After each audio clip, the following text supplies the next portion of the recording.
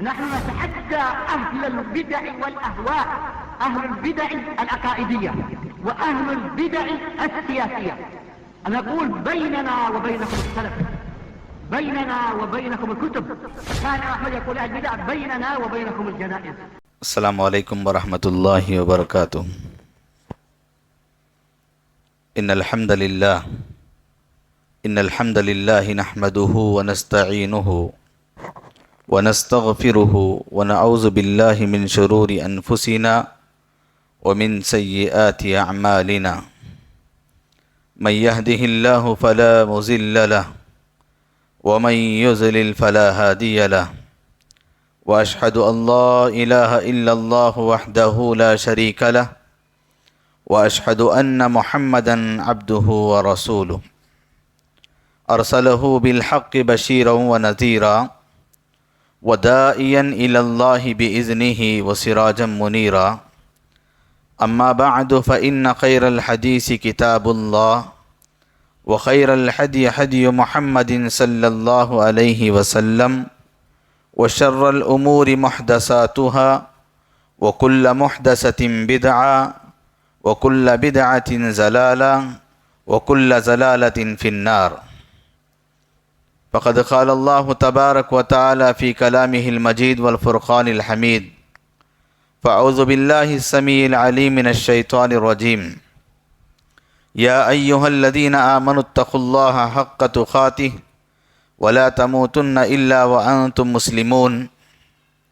يا أيها الناس اتقوا ربكم الذي خلقكم من نفس واحدة وخلق منها زوجها وبث منهما رجالا كثيرا ونساء واتقوا الله الذي تساءلون به والأرحام إن الله كان عليكم رقيبا.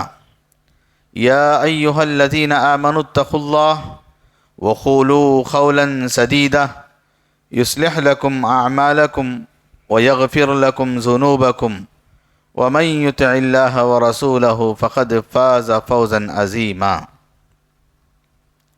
رب اشرح لي صدري ويسر لي أمري واحلل عقدة من لساني يفقهوا قولي.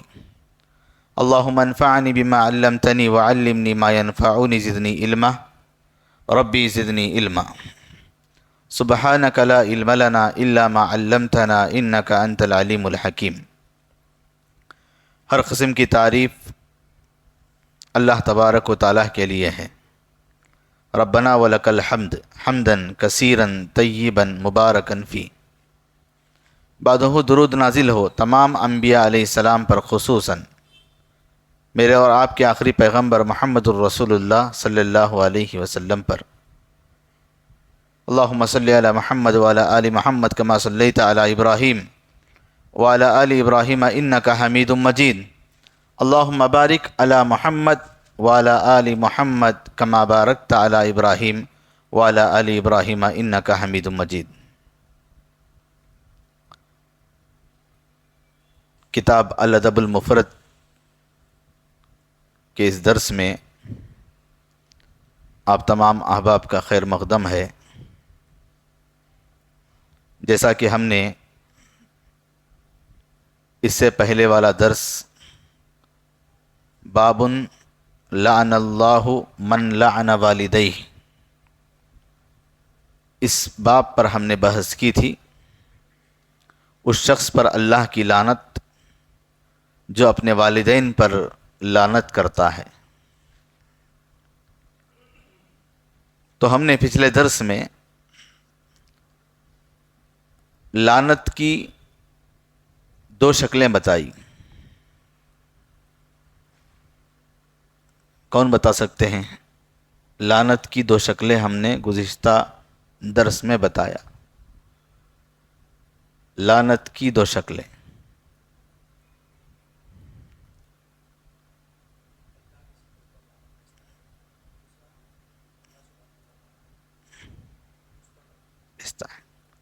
جزاک اللہ احسن الجزا، اللہ تعالیٰ جزائے خیر دے. کہ لعنت کی دو شکلیں ہیں کہ ایک بندہ کسی آدمی پر، کسی بھی شخص پر لعنت بھیجتا ہے، یہ پہلی شکل ہے. اور دوسری شکل یہ ہے کہ اللہ تعالیٰ لعنت بھیجتا ہے۔ دوسرا سوال یہ ہے گزشتہ درس کے متعلق، لعنت کس کو کہتے ہیں؟ جی، اللہ کی رحمت سے دور ہونا۔ جزاک اللہ۔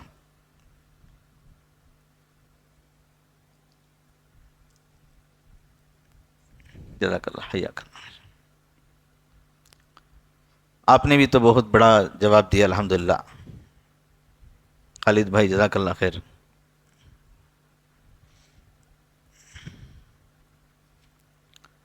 تو ہم درس شروع کر رہے ہیں۔ جیسا کہ ہم نے کہا، بابن یبر والدیہ ما لم یکن معصیہ، والدین کے ساتھ حسن سلوک کیا جائے بشرط یہ ہے کہ ان کا حکم گناہ پر مبنی نہ ہو۔ والدین جو حکم دے رہے ہیں وہ حکم مانیں، والدین کے ساتھ اچھا سلوک کریں، والدین جو کہہ رہے ہیں اس کو مانیں، ان باتوں پر عمل کیا جائے۔ بس معصیت، اللہ کی نافرمانی کا حکم نہ ہو۔ اللہ کی نافرمانی کا اگر حکم دے رہے ہیں والدین، اس کو نہ مانا جائے۔ اللہ تعالیٰ جو چیزوں کی، اللہ تعالیٰ نے جن چیزوں سے منع کیا ہے، ان چیزوں کو اگر والدین کہیں کہ آپ یہ مان لو، تو اس میں والدین کی اطاعت نہیں کی جائے گی، والدین کی بات نہیں مانی جائے گی۔ اس کو چھوڑ کر والدین جو چیزوں کا حکم دے رہے ہیں، جن باتوں کا حکم دے رہے ہیں، ان باتوں کو مانا جائے گا۔ یہاں پر ایک حدیث جو لائے ہیں امام بخاری رحمہ اللہ نے، مشہور صحابیہ ام درداء اس حدیث کو روایت کرتی ہیں اپنے شوہر سے، ابو درداء سے۔ قالا، کہا، اوصانی رسول اللہ صلی اللہ علیہ وسلم بتسعین، اللہ کے رسول صلی اللہ علیہ وسلم نے مجھے وصیت کی 9 چیزوں کی۔ کس نے کہا؟ ابو درداء نے۔ ام درداء اپنے شوہر سے یہ روایت کرتی ہیں، سنا ہے انہوں نے کہ کہا کہ ابو درداء کہتے ہیں کہ میں نے رسول اللہ صلی اللہ علیہ وسلم سے، رسول اللہ صلی اللہ علیہ وسلم فرمایا کہ میں تمہیں 9 چیزوں کی وصیت کرتا ہوں۔ وہ کیا چیزیں ہیں؟ ان میں سب سے پہلا ہے لا تشرک باللہ شیئا، اللہ تعالیٰ کے ساتھ کسی کو بھی شریک نہ کرو۔ لا تشرک باللہ شیئا وَإِن خُطِّعْتَ أَوْ حُرِّقْتَ، ایک روایت میں وَإِن خُطِّلْتَ أَوْ حُرِّقْتَ ہے، اگر تم کو قتل کر دیا جائے یا تم کو جلا دیا جائے، اللہ تعالیٰ کے ساتھ کسی کو شریک نہ کرو۔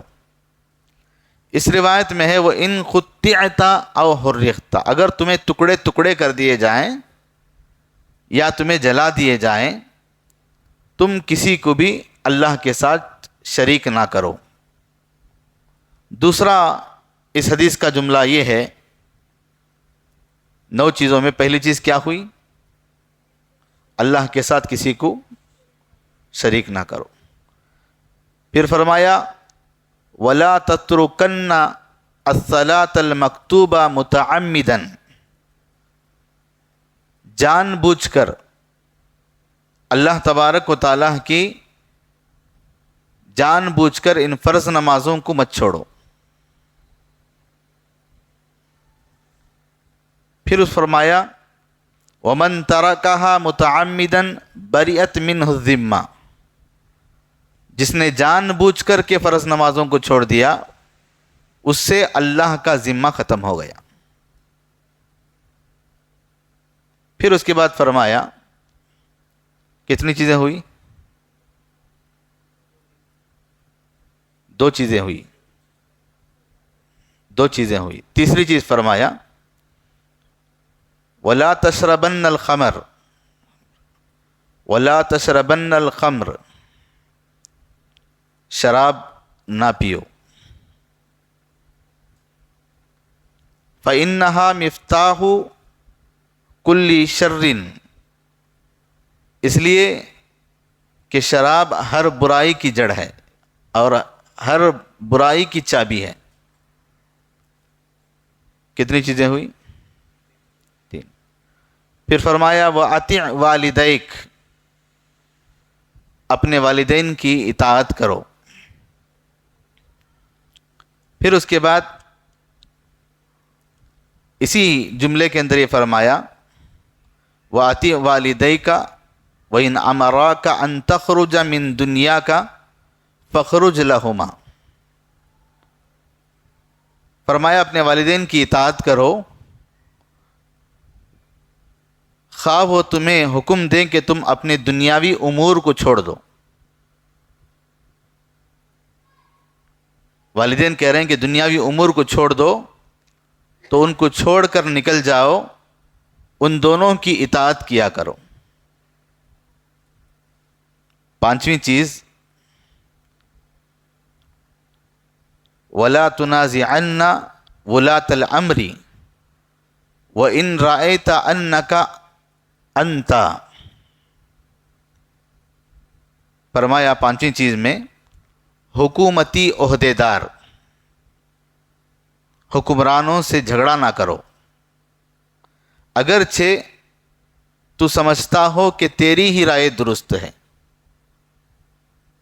نمبر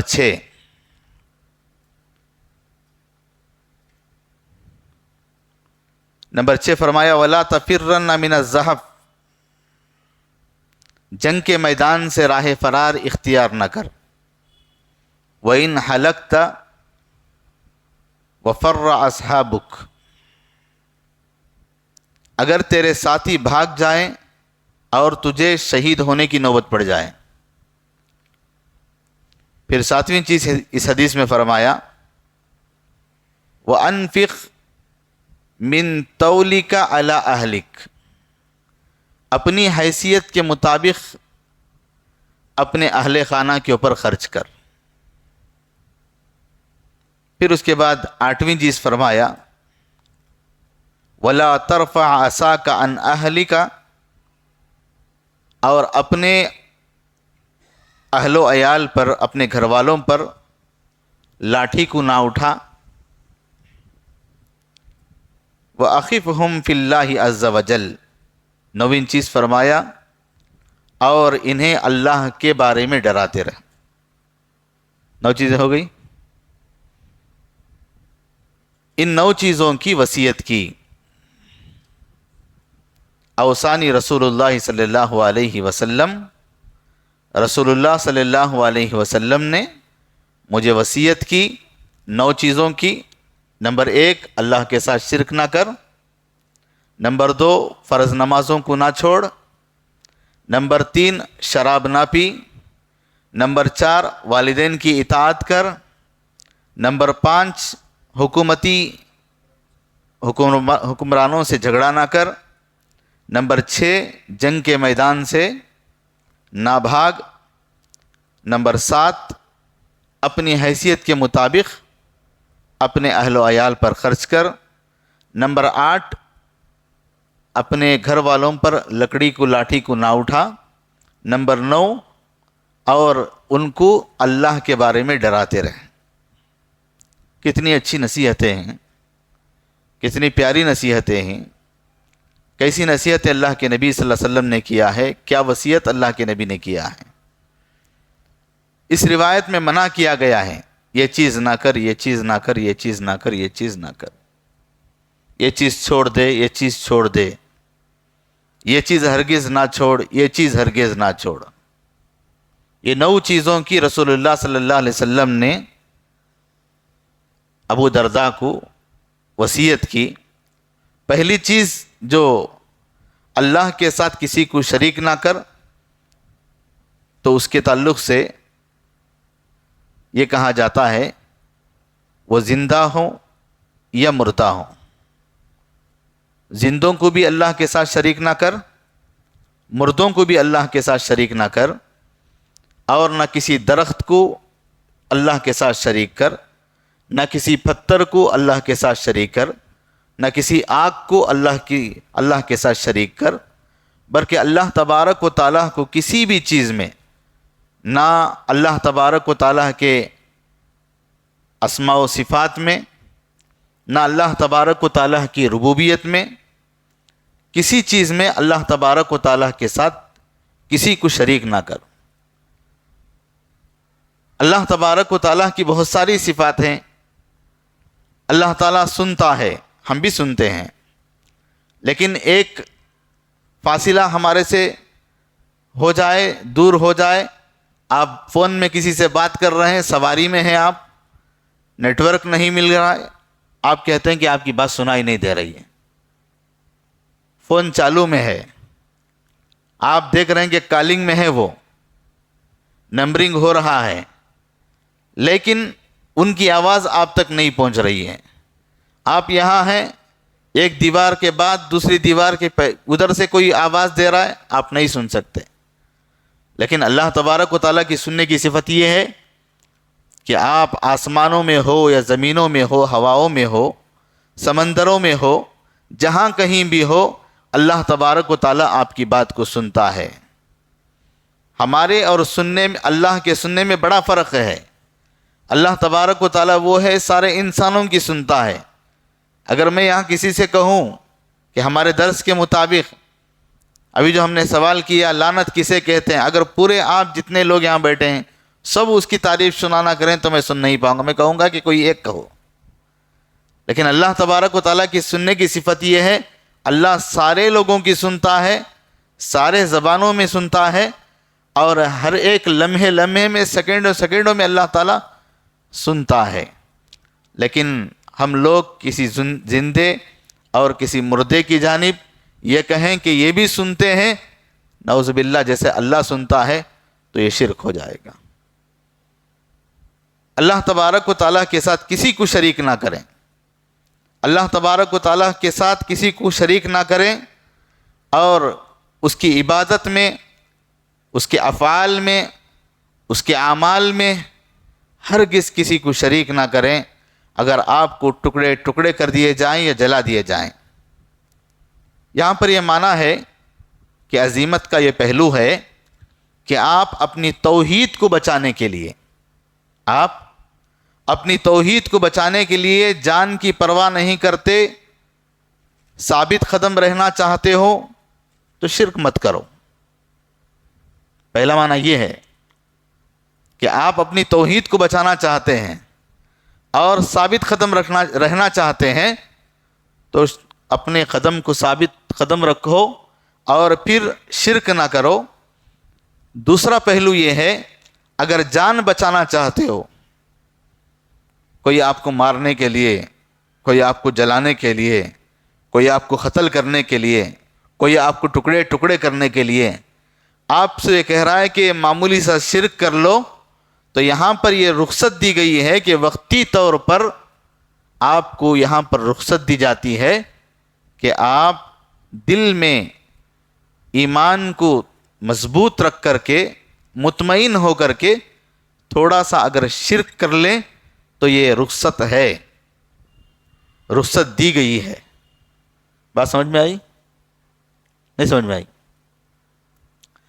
اگر آپ اپنے توحید کو بچانا چاہتے ہیں اور جو کوئی آ رہا ہے آپ کو قتل کرنے کے لیے ہے، آپ کو مارنے کے لیے تیار ہے، آپ کو جلانے کے لیے تیار ہے، آپ کو ٹکڑے ٹکڑے کرنے کے لیے تیار ہے، آپ اگر ثابت قدم رہنا چاہتے ہیں تو آپ شرک مت کرو۔ یہ ایک پہلو ہے۔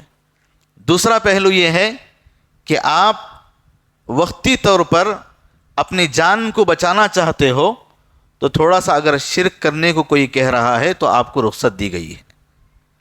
یہاں پر جو حدیث ہے وَإِنْ خُطِّعْتَ أَوْ حُرِّقْتَ، اس لفظ کے بارے میں محدثین کا اس کے تعلق سے اختلاف ہے، اور پھر اہل علم نے اور بعض محدثین نے اس کو ضعیف کہا ہے۔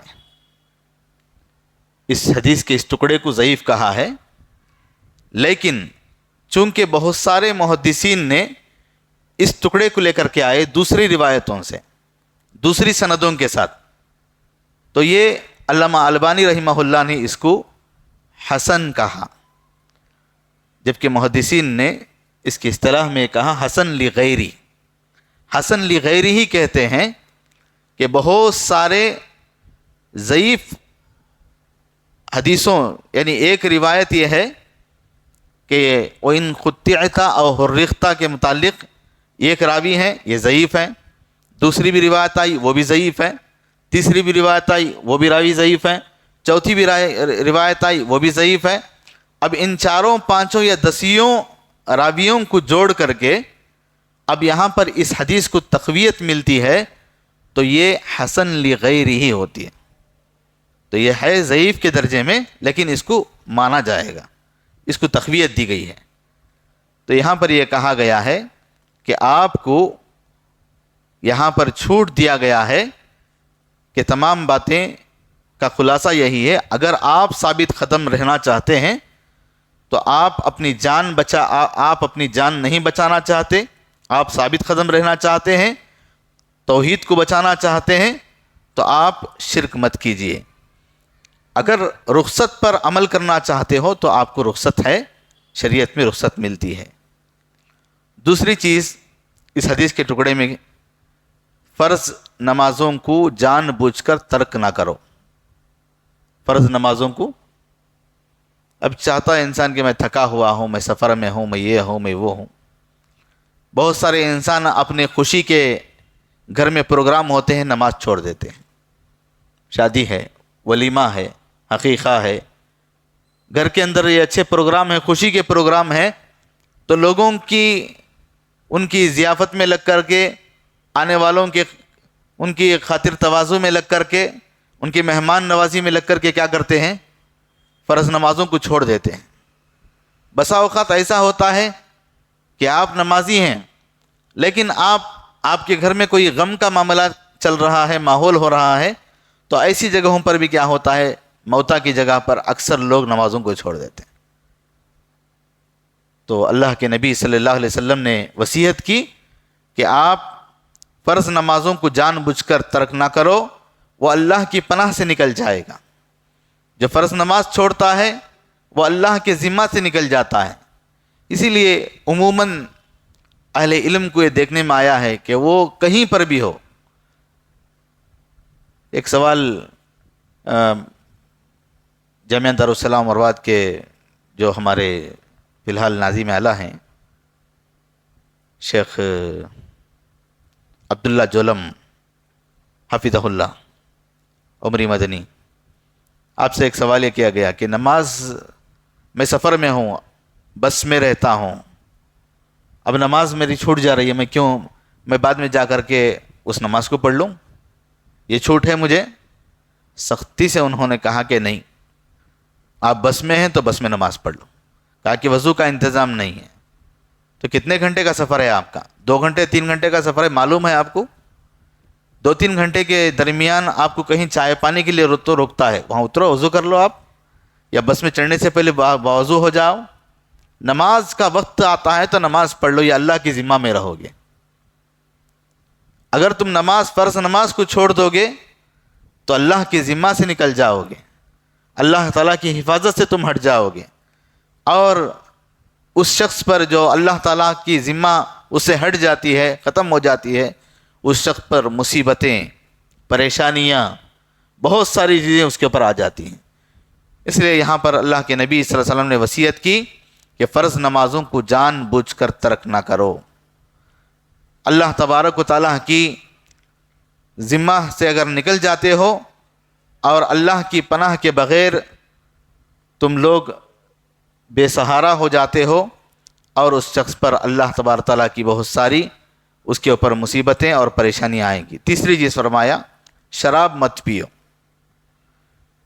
شراب مت پیو، اس کا مطلب یہ ہے کہ کوئی بھی نشہ والی چیز استعمال نہ کرو، چاہے وہ سونگھنے کی ہو، چاہے وہ چبانے کی ہو، چاہے وہ ہونٹ کے نیچے رکھنے کی ہو، چاہے وہ زبان کے نیچے رکھنے کی ہو، چاہے وہ بیڑی اور سگریٹ کی شکل میں بار بار چین اسموکر کی طرح پینے کی ہو، کوئی بھی نشہ والی چیز استعمال نہ کرو۔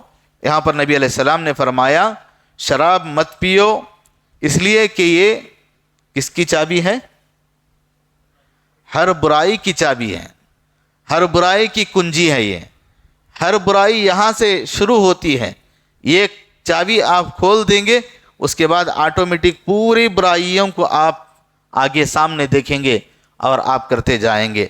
اگر ایک آدمی بے ہوش ہو جائے، نشہ میں چلے جائے، اسے پتہ نہیں چلتا کہ وہ کیا کر رہا ہے۔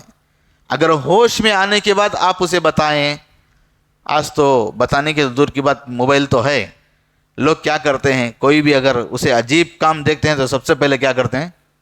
ویڈیو کرتے ہیں، اس کا ویڈیو کرتے ہیں، اس کی فوٹو لیتے ہیں۔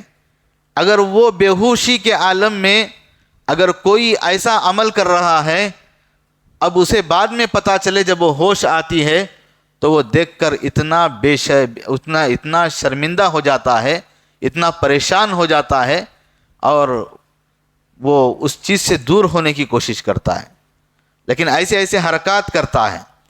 تو انسان کو چاہیے کہ دیگر جو نشے والی چیزیں ہیں، ان نشے والی چیزوں سے بچنے کی کوشش کرے، اس لیے کہ نشہ حرام ہے اور نشہ گناہ ہے۔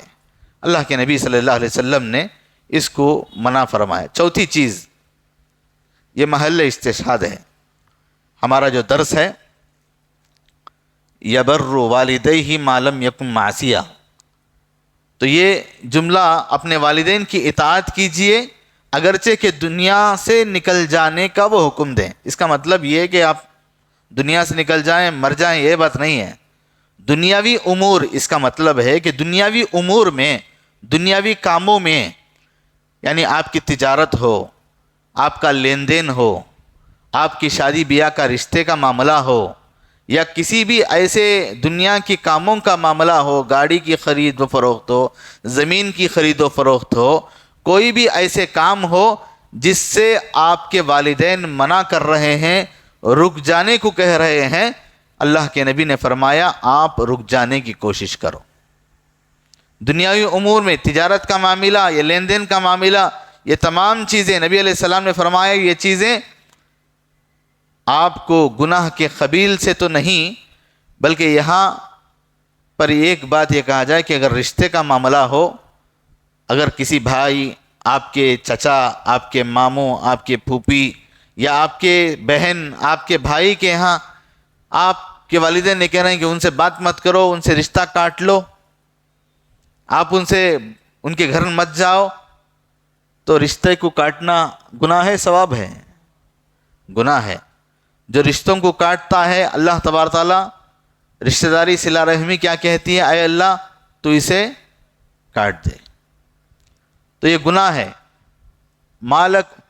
فرمایا مالم یکم معصیہ، اگر گناہوں پر مبنی نہ ہو تو ایسے وقت میں کیا کرنا چاہیے؟ والدین کا حکم ماننا چاہیے۔ اگر گناہ کرنے کے لیے کہہ رہے ہیں تو یہاں پر مت مانو، اور اگر رشتے کو توڑنے کو کہہ رہے ہیں تو آپ اسے رشتے کو توڑنے کی کوشش نہ کرو۔ بہت سے لوگ یہ کہتے ہیں کہ والدین نے کہا، میرے والد نے کہا کہ طلاق دے دو تو میں نے طلاق دے دیا، میری ماں نے کہا کہ طلاق دے دو، میں نے طلاق دے دیا، والدین کہہ رہے ہیں تو طلاق دے دو۔ اور پیش کیا کرتے ہیں؟ کس کی مثال پیش کرتے ہیں؟ کہتے ہیں کہ ابراہیم علیہ السلام نے اسماعیل علیہ السلام کے بارے میں، ان کی بیوی کے بارے میں کہا ڈیلیج بدل ڈالو، کہا کہ طلاق دے دو، اپنی بیوی کو چھوڑ دو۔ باپ نے کہا، بیٹے نے مان لیا، تو ہم کو کیا کرنا چاہیے؟ باپ اگر کہہ رہے ہیں تو مان لینا چاہیے، طلاق دینے کہہ رہے ہیں تو طلاق دینا چاہیے۔ دینا چاہیے کہ نہیں دینا چاہیے؟ نہیں دینا چاہیے۔ کیوں جی؟ جی، اور کوئی کہہ سکتے ہیں؟ جی کیا بولے؟ ہاں، نہیں، ابراہیم علیہ السلام نے کہا کہ اسماعیل علیہ السلام سے کہ آپ ڈیلیج بدل ڈالو، یعنی طلاق دے دو، بیوی کو چھوڑ دو، وہ بھی باپ تھے، جی ماشاء اللہ، جزاک اللہ خیر۔ وہ نبی تھے، نبی کی بات وہی ہوا کرتی ہے، اللہ تعالیٰ کی جانب سے انہیں حکم ہوتا ہے، اللہ کی وحی ہوتی ہے۔ نبی ایسے ہی نہیں کہہ دیتے، نبی وحی ہونے کے بعد ہی کہتے ہیں۔ تو کیا شر تھا، کیا فتنہ تھا، آنے والی کیا مصیبتیں تھیں، کیا پریشانیاں تھیں، جس کی وجہ سے اللہ تبارک و تعالیٰ نے حضرت ابراہیم علیہ السلام سے کہا، ابراہیم علیہ السلام نے اپنے بیٹے کے لیے کہہ دیا۔ لیکن ہمارے ماں باپ کو وہی ہوتی ہے، تو اس چیز میں ماں باپ کا حکم نہ مانا جائے جو گناہ کے کاموں پر وہ ابھارتے ہوں، معصیت کے کاموں میں ان کا حکم نہ مانا جائے۔ اس کے علاوہ دنیاوی امور میں وہ کہہ رہے ہیں کہ آپ ٹو ویلر مت لو، گاڑی مت خریدو، آپ کیا کریں گے؟ جی ماننا چاہیے، نہیں لینا چاہیے۔ اب نہیں لینا چاہیے، آپ کو ضرورت بھی ہے، کیا کریں گے آپ؟ جی بے شک، جزاک اللہ خیر۔ آج اچھے اچھے سوالوں کے جواب آ رہے ہیں آپ لوگوں سے، ماشاء اللہ، جزاک خیر دیں۔ کوئی ایسا کام ہے جو گناہ پر مبنی نہیں ہے، لیکن والدین یہ کہہ رہے ہیں کہ آپ مت لو، مت کرو، تو ایسے وقت میں ان کو راضی کر لینا چاہیے، ان کو منا لینا چاہیے، ان سے کہنا چاہیے۔ اب ماں باپ کو منانا تو بچوں کو اچھا آتا ہے، بہت ٹھگاتے ہیں آج کے بچے ماں باپ کو۔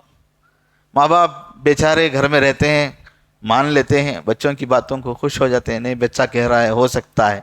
سب سے زیادہ جھوٹ کو سچ ماں باپ کے پاس کیا جاتا ہے۔ تو ایسے چیزیں جو ماں باپ گناہ کے اوپر اگر اشارہ کر رہے ہیں تو وہ نہ کیا جائے۔ اگر وہ گناہ کے چیزیں نہ ہو تو ایسے وقت میں بھی اگر منع کر رہے ہیں تو آپ ان کو راضی کر سکتے ہیں۔ دنیائی امور میں بہتر یہ ہے کہ اگر والدین تمہیں کسی چیز سے منع کر رہے ہیں، دنیائی امور میں، لین دین میں، خرید و فروخت میں، تجارت میں، ایسی چیزوں میں، تو آپ اپنے والدین کا حکم مان لینا چاہیے۔ کتنی چیزیں ہوئی؟ 4، 3 ہوئے، 4 ہوئے، ہاں جی۔ 5ویں چیز، حکمرانوں کی مخالفت نہ کیا جائے، ان کے ساتھ جھگڑا نہ کیا جائے، ان کی مخالفت نہ کیا جائے، ان سے جھگڑا نہ کیا جائے۔ جو حکومتی حکمران ہیں، یہاں تک یہ کہا گیا کہ اگر وہ ظالم ہیں، آپ کے اوپر کوڑے بھی برسا رہے ہیں، اگرچہ کہ وہ کوڑے بھی برسا رہے ہیں، وہ ظالم ہیں، ظلم کر رہے ہیں، آپ کو ان کی مخالفت کرنے کی اجازت نہیں ہے۔ اگرچہ کہ آپ حق پر ہیں، آپ کی رائے درست ہے، لیکن حکمرانوں کی بات آپ کو مان لینا چاہیے۔ یہ یہاں پر مسلمان حکمران ہیں، جی جی، مسلمان حکمران ہیں۔ تو ایسے کئی واقعات، کئی ایسے مثالیں ملتی ہیں صحابہ کے زمانے میں جنہوں نے ظلم ڈھایا ہے، لیکن حق پر تھے، پھر بھی انہوں نے ان کو کوڑے مارے، سولی پر چڑھایا۔ بہت سارے ایسے واقعات ملتے ہیں۔ 6ٹھی چیز، جنگ کے میدانوں سے بھاگ جانا گناہ ہے۔ جنگ کے میدان سے بھاگ جانا، یا اپنے ساتھی بھاگ گئے، اپنے ساتھی بھی اتر گئے، اس میدان سے نکل گئے، تو میرے ساتھی جا رہے ہیں میں بھی چلے جاؤں گا، ایسا نہیں، جس کا نقصان ایک جنگ میں ہوا۔ کس جنگ میں ہوا خالد بھائی؟ جی ماشاء اللہ، جزاک اللہ خیر۔ جنگ احد میں اس کا بڑا نقصان ہوا۔ رسول اللہ صلی اللہ علیہ وسلم نے کہا تھا کہ آپ یہاں رکے رہیے، آپ کو حکم نہیں ہے کہ آپ وہاں سے اس پہاڑی کے اس علاقے سے اتر کر کے آئیں، لیکن انہوں نے اللہ کے رسول صلی اللہ علیہ وسلم کی اس بات کو سن کر بھی جب دیکھا کہ جنگ ختم ہو رہی ہے، اب یہاں پر مال غنیمت ہے، اس کو اکٹھا کرنے کے لیے چند صحابہ وہاں سے اتر گئے۔ تو رسول اللہ صلی اللہ علیہ وسلم نے جو رکنے کو کہا تھا اس کا بڑا نقصان ہوا صحابہ کو، اسلام کو بڑا نقصان پہنچا۔ تو اس طرح جنگ کے میدان سے بھاگنا بھی نہیں، اور ہمارے ساتھی نکل رہے ہیں ہم بھی نکلنا نہیں، اگرچہ کہ تم شہید ہو جاؤ، آپ کے ساتھی بھاگ بھی رہے ہیں تو آپ وہاں پر رکے رہیے۔ ساتویں بات یہ ہے، اپنے اہل و عیال پر خرچ کریں، بہت زیادہ بخیلی بھی نہیں کرنا چاہیے۔ حیثیت کے مطابق کا مطلب یہ ہے کہ جتنی آپ کی طاقت ہے اتنا کھلاؤ۔ آپ کما رہے ہیں 500 روپیہ 1000 روپیہ، آپ ان کو تاج ہوٹل لے کر کے جائیں، مندی کھلانے کے لے کے جائیں، اور پھر آپ قرضدار ہو جائیں، اور آپ ان کو بہت زیادہ کہیں بخیلی بھی نہیں کر رہے ہیں۔ آپ کما رہے ہیں، صرف آپ تجوری کو بھر رہے ہیں، گنٹری بنا رہے ہیں، بینک بیلنس بنا رہے ہیں، آپ کے بچے محتاج ہیں، آپ کی بیوی محتاج ہے، نہ ان کو اچھا کپڑا مل رہا ہے، نہ ان کو اچھا کھانا پینا مل رہا ہے۔ اپنی حیثیت کے مطابق ان کو کھلاؤ۔ ایسا بھی نہیں کہ لوگوں کے سامنے ہمارا اسٹیٹس بڑھے، لوگ ہمیں کہیں کہ ہمارے پاس بہت کچھ ہے۔ آج دکھاوا تو بہت زیادہ ہوتا ہے، کسی بھی فنکشن میں جانے سے پہلے خرچ کر کے آدمی نیا کپڑا پہن لیتا ہے۔ اپنی حیثیت کے مطابق خرچ کرو، اپنی حیثیت کے مطابق کھاؤ، اپنی حیثیت کے مطابق کھلاؤ، اپنی حیثیت کے مطابق پہنو، اپنی حیثیت کے مطابق پہناؤ، اور زیادہ بخیل بننے کی بھی کوشش نہ کرو، اور فضول خرچی بھی نہ کرو۔ فضول خرچی کرنا بھی یہ بھی گناہ ہے، اس سے بھی انسان بچنا چاہیے، بخیلی سے بھی بچنا چاہیے۔ کفایت شعاری سے کام لینا ضروری ہوتا ہے۔ بہت سارے لوگ فضول کرتے کرتے کرتے مقروض ہو جاتے ہیں، اور مقروض قرضدار ہو جاتے ہیں، یہاں تک کہ ان کی موت ہو جاتی ہے، اور موت ہونے کے بعد ان کا قرض نہ ہونے کی وجہ سے ان کی مغفرت بھی نہیں ہوتی۔ نبی صلی اللہ علیہ وسلم نے کیا فرمایا؟ اگر قرضدار شہید قرضدار بھی ہو جی تب بھی جنت میں وہ نہیں جا سکتا۔ اس لیے انسان کو فضول خرچ سے بچنا اکثر انسان فضول خرچ کرنے کی وجہ سے قرضدار ہو جاتے ہیں، تو بچنا چاہیے۔ 8ویں چیز فرمایا، اپنی لاٹھی کو اپنے اہل و عیال پر نہ اٹھاؤ۔ ڈرانے کے لیے بھی بہت سارے لوگ لاٹھی کو رکھتے ہیں، تو اس کا مطلب یہ نہیں کہ ہمیشہ آپ گھر میں گھسو تو ڈراتے ہوئے جاؤ۔ آپ باہر اچھا ہنستے ہیں، مذاق کرتے ہیں، لوگوں سے دل لگی کرتے ہیں، گھر میں داخل ہوتے ہوں تو آپ کے چہروں کے اوپر جھلڈیاں پڑ جاتی ہیں، بیوی پر گرم ہو رہے ہو، بچوں کے اوپر گرم ہو جاتے ہو، زور کی آواز سے کہتے ہو، بلند آواز سے ان کو ڈراتے ہو، چھوٹی چھوٹی بات پر چڑھتے ہو، چھوٹی چھوٹی بات پر غصہ کرتے ہو، اپنے اہل و عیال اپنے بچوں کے ساتھ بدتمیزی سے پیش آتے ہو، غصہ کرتے ہو، بات بات پر مارنے کی کوشش کرتے ہو، بیوی کو مارنے کی کوشش کرتے ہو، بچوں کو مارنے کی کوشش کرتے ہو۔ ایسا ہرگز نہ کرو۔ مار درد کے لیے نہیں مارا جاتا، مار ادب کے لیے مارا جاتا ہے کہ آپ کہیں ایسا نہ مار دو کہ خون آ جائے، ہاتھ توڑ دے، پیر توڑ دے۔ کتنے ایسے کیسز آتے ہیں کہ بیوی کو شوہر بے دردی سے مار دیا، اس کے ہاتھ توڑ دیا، پیر توڑ دیا، دانت توڑ دیا، آنکھ پھوڑ دیا، کنپٹی پر مار دیا، جبکہ رسول اللہ صلی اللہ علیہ وسلم نے چہرے پر مارنے سے منع کیا ہے۔ تو اس طریقے سے اپنے اہل و عیال کو مارنے کی کوشش نہ کرو۔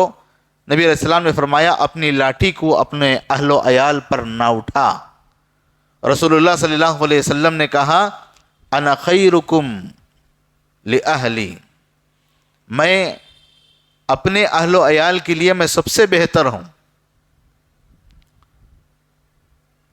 اپنی بیویوں میں جو اپنے شوہر ان کے لیے بہتر ہوتے ہیں، سب سے زیادہ بہتر اللہ کے نبی صلی اللہ علیہ وسلم تھے اپنی بیویوں کے ساتھ۔ اللہ کے رسول صلی اللہ علیہ وسلم اپنی بیویوں کے ساتھ بڑا اچھا سلوک کرتے تھے۔ ام سلمہ کا واقعہ کہ جب وہ انتقال ہو گئے، ان کے شوہر انتقال ہو گئے، وہ رو رہی تھیں۔ اللہ کے رسول صلی اللہ علیہ وسلم گئے اور جا کر کے ان سے کہا کہ کیوں اتنا رو رہی ہو، مت رویا کرو۔ انہوں نے کہا اے اللہ کے رسول صلی اللہ علیہ وسلم، میرا شوہر اتنا اچھا شوہر ہے۔ اے اللہ کے رسول، اس کی پوری تعریفیں گنانا شروع کی۔ اللہ کے نبی نے فرمایا آپ یہ دعا پڑھو، انا للہ و انا الیہ راجعون، اللہم اجرنی فی مصیبتی واخلف لی خیرا منہا۔ انہوں نے کہا اللہ کے رسول، اس سے بھی بہتر چیز مجھے مل سکتی ہے، میرے شوہر سے اچھا کون ہو سکتا ہے؟ عدت ہوئی، عدت گزرنے کے بعد رسول اللہ صلی اللہ علیہ وسلم نے پیغام دیا نکاح کا۔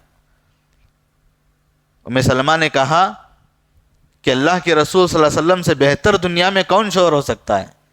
یہ دعا کا نتیجہ ہے کہ اللہ کے نبی نے مجھے دعا سکھائی، میرے شوہر سے بھی اچھے، یعنی دنیا میں اس سے بہتر انسان کون ہے، اس سے بہتر شوہر کون ہے جو مجھے عطا کیا۔ اللہ کے رسول صلی اللہ علیہ وسلم اپنی بیویوں کے ساتھ بہت اچھے تھے، اسی لیے کہا کہ تم اپنے اہل و عیال پر کبھی بھی لاٹھی کو نہ اٹھاؤ، اور یہ زیادتی ہوگی، یہ گناہ ہوگا، ان کو مارنا، ان کو توڑنا، ان کے لیے ڈراؤ۔ ڈرانا کس چیز سے؟ وہ بھی اللہ کے نبی صلی اللہ علیہ وسلم نے فرمایا، آخری 9ویں چیز اللہ کے نبی صلی اللہ علیہ وسلم نے فرمایا کہ اللہ کی نافرمانی ہو جاتی ہے یہ چیز سے، میں برداشت نہیں کر سکتا، ایسا تم غلطی کرو گے تو میں برداشت نہیں کروں گا، یہ اللہ کی نافرمانی ہے، یہ رسول اللہ صلی اللہ علیہ وسلم کی نافرمانی ہے، میں برداشت نہیں کر سکتا، میں اس کو مانتا نہیں ہوں۔ اس طریقے سے آپ سختی کرو ان چیزوں کے بارے میں، ان کو جھنجھوڑو، ان کو اللہ کا ڈر بٹھاؤ، ان کو اللہ کی قرآن کی آیتیں ان کے سامنے پیش کرو، احادیث کو ان کے سامنے پیش کرو، اور پھر اللہ کو ان کے بارے میں ڈراتے رہو، بار بار ڈراتے رہو، جہنم کی آگ کے متعلق کہتے رہو، یہ سب سے زیادہ جہنم میں عورتوں کی جماعت تمہاری ہوگی، رسول اللہ صلی اللہ علیہ وسلم نے فرمایا ہے، اس سے بچنے کی کوشش کرو۔ اس طرح اللہ تعالیٰ کے احکامات ان کو کھول کھول کر کے بتاؤ، جہنم کے بارے میں ان کو بتا کر ڈراؤ، اور اللہ کے بارے میں ان کو ڈراتے رہو کہ اللہ تعالیٰ بڑا عذاب، بڑا سخت عذاب دینے والا ہے، اس طرح کہہ کر ان کو ڈراتے رہو، بلکہ تم ان کو لاٹھی اٹھا کر نہ ڈراؤ، مطلب لاٹھی مت ٹھایا کرو ان کے اوپر، اللہ کے بارے میں ان کو ڈراتے رہو۔ یہ چیزیں اللہ کے نبی صلی اللہ علیہ وسلم نے 9 چیزیں ان کو وصیت کی۔ کس کو نصیحت کی صاحب؟ جی ابو درداء کو نصیحت کی۔ ام درداء نے روایت کیا، مشہور صحابیہ، کہ ابو درداء نے کہا کہ رسول اللہ صلی اللہ علیہ وسلم نے ہمیں وصیت کی ہے 9 چیزوں کی۔ نمبر 1 شرک نہ کریں، نمبر 2 فرض نمازوں کو نہ چھوڑیں، نہ جان بوجھ کر فرض نمازوں کو نہ چھوڑیں، نمبر 3 شراب نہ پی جائے، نمبر 4 والدین کی اطاعت کریں، نمبر 5 حکمرانوں سے جھگڑا نہ کریں، اور نمبر 6 جی جنگ کے میدان سے نہ بھاگیں، نمبر 7 جی اپنی حیثیت کے مطابق خرچ کریں، نمبر 8 اہل عیال پر لاٹھی نہ اٹھائیں، نمبر 9 اللہ کے بارے میں ان کو ڈراتے رہیں۔ اللہ تعالیٰ ہمیں اس بات کی توفیق دے۔ اللہ تبارک تعالیٰ ہم تمام کو ان 9 چیزوں کے بارے میں جو رسول اللہ صلی اللہ علیہ وسلم نے منع کیا، آپ وصیت کی ہے اس کے بارے میں کہ یہ منع کیا نبی صلی اللہ علیہ وسلم نے، یہ چیزیں چھوڑو، تو ایسی چیزوں کو چھوڑتے رہنا چاہیے جن چیزوں کو رسول اللہ صلی اللہ علیہ وسلم نے منع کیا ہے۔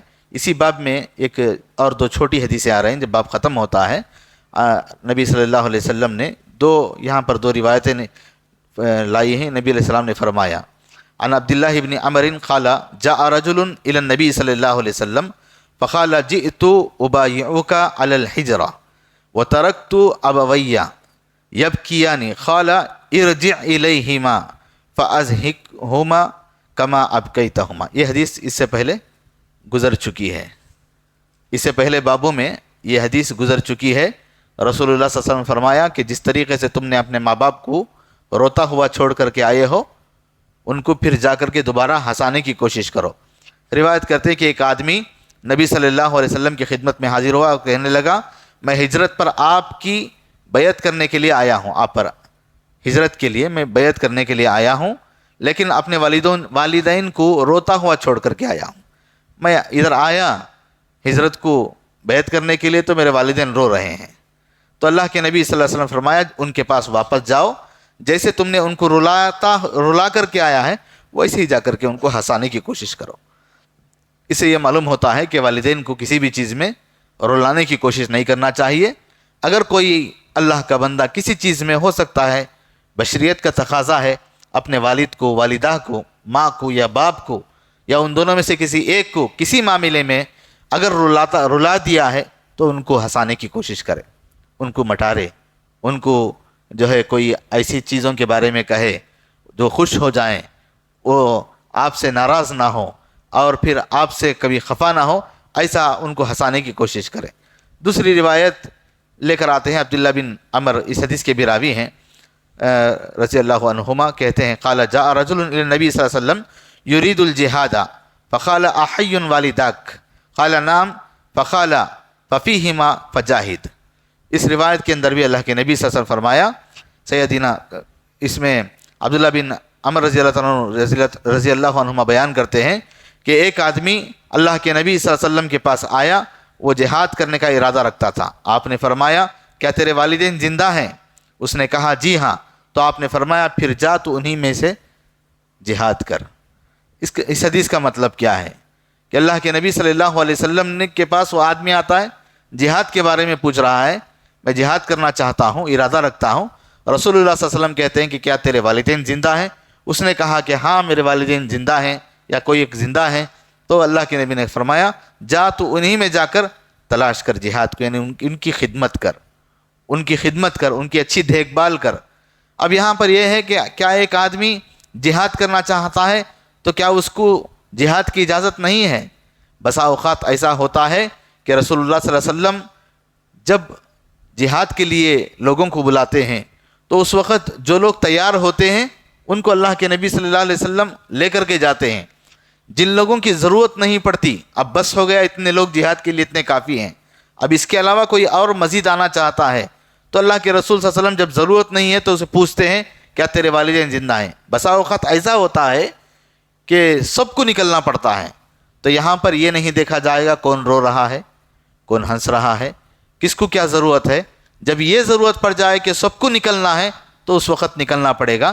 لیکن اس حدیث کا مطلب یہ یہاں پر لا کر بیان کرنا یہ چاہتے ہیں کہ اہل علم نے کہا ہے کہ اگر آپ کے والدین کی خدمت کی ضرورت ہے تو آپ جہاد کو بھی ترک کر دو، جا کر اپنے والدین کی خدمت کرو۔ یعنی یہ کہا جا رہا ہے کہ آپ اپنے والدین سے دور نہ رہو، آپ اپنے والدین سے دور نہ رہو، یہ کہا جا رہا ہے۔ یہاں ایک مسئلہ یہ معلوم ہوتا ہے کہ والدین کو ساری سہولیات کے ساتھ اگر کوئی اولڈ ایج ہوم میں لے جا کر داخلہ دے رہا ہے، کہہ رہا ہے کہ یہاں تمام سہولتیں ہیں، میں اپنے والدین سے دور رہتا ہوں، تو یہ ہرگز اسلام میں جائز نہیں ہے۔ اولڈ ایج ہوم میں اپنے والدین کو یا ان میں سے کسی ایک کو رکھنا یہ جائز نہیں ہے۔ یہاں پر یہ ترغیب دلائی دی جا رہی ہے کہ آپ اگر جہاد میں بھی اگر جانا چاہ رہے ہوں، آپ کے والدین زندہ ہیں تو آپ ان کے قریب رہیں۔ جہاد کتنی بڑا عظمت والا کام ہے، کیسا اچھا نیکی کا کام ہے، کتنا بڑا کام ہے، لیکن یہاں پر اس کو بھی روکا کیوں جا رہا ہے؟ اس لیے کہ اس سے بھی بڑھ کر آپ کے والدین کی خدمت ہے۔ اللہ تعالیٰ مجھے اور آپ کو توفیق دے۔ اب بس کرتے ہیں یہاں پر ہم لوگ جی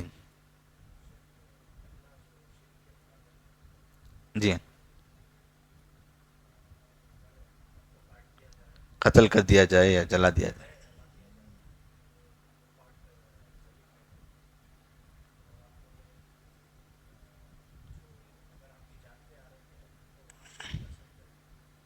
اگر جان بچانا چاہتے ہیں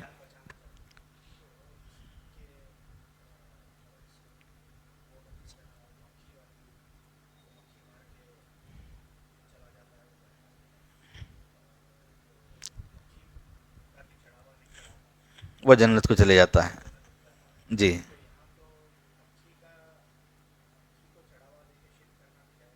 جی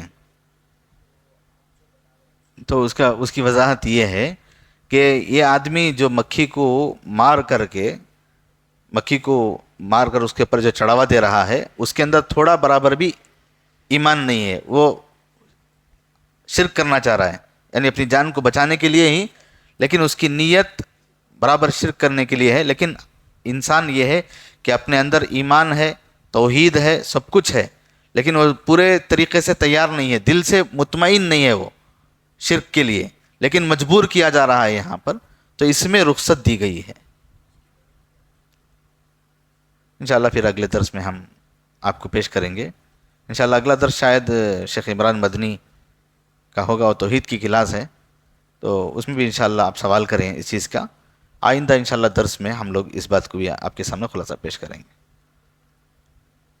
بس کرتے ہیں اپنے درس کو. اللہ سے دعا کرتے ہیں کہ رب العالمین ہمیں صحیح سمجھ کی توفیق عطا فرمائے، اور ان احادیث پر ہم بے عمل کرنے کے اللہ ہمیں توفیق عطا فرمائے. آمین. سبحانک اللہم و بحمدک. فاعلم أنه لا إله إلا الله واستغفر لذنبك